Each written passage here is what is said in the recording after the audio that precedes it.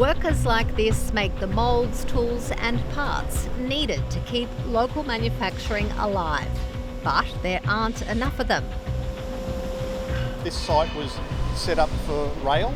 We still do a lot of rail. We export rail to Hong Kong, and we've had to knock back a lot of orders because we just don't have the staff to fulfil those orders. Since the death of the Australian car-making industry in 2017, the little-known trades of tool-making and engineering pattern making have shrunk. The number of people employed in the sector fell 70% between 2006 and 2021. Just 411 of these jobs are held by people under the age of 40. We've got people in their 70s who are still working in the industry on a hands-on trade because they love the industry. But we can't depend upon that. We have to have the young people coming through. Businesses like this are a key part of the Australian manufacturing supply chain. Without them, the only other option is to go offshore, exposing the industry to global instability. This stops all the splatter from spreading out on the part. While sourcing components offshore is usually cheaper and faster, manufacturers face the threat of intellectual property theft.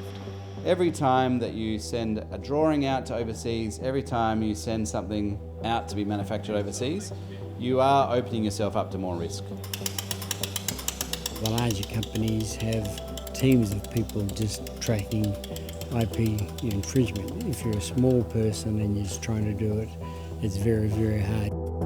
Manufacturing as a share of the economy has fallen from 14.9% in 1990 to 5.9% in 2024. China, 67%, that's tariff. After the turmoil caused by Trump's tariffs and his trade war with China, industry figures say safeguarding local manufacturing has never been more important.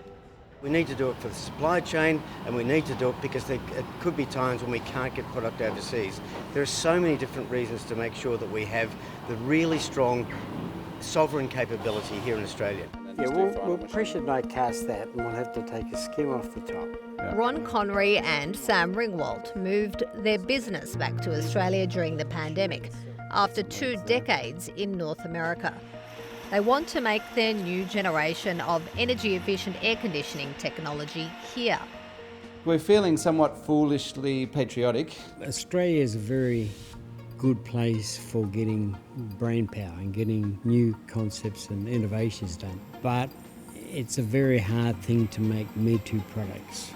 When you're making the tools overseas and then you're making those initial parts overseas, then it almost becomes a question, well, is it worth bringing that part in to assemble it here, or should we just end up making it overseas? And the 20,000 RPM now. Despite all the talk from both major parties about the importance of local manufacturing, Ron and Sam aren't convinced.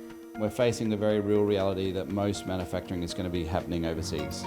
Slogans, unfortunately, don't fill shelves. We need to see some tangible action that will help support and rebuild this industry.